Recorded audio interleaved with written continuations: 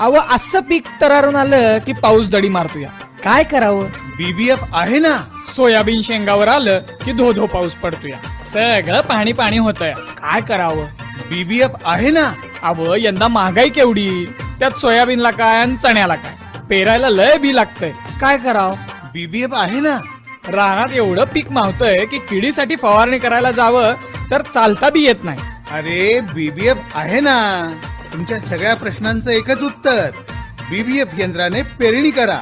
गादी वाफ्यावर पेरल्यामुळं मुळाजवळ ओलावा टिकतो, जादा पाण्याचा निचरा होतो, पेरणीला बी फार कमी लागतं आणि पिकामध्ये मोकळ्या सरीत हवा खेळती राहते.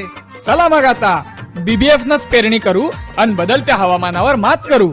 या खरीपाची पेरणी बीबीएफ टोकन यंत्रणेनेच करावी. नानाजी देशमुख कृषी संजीवनी प्रकल्प मुंबई कार्यालयातून आवाहन करण्यात येत आहे.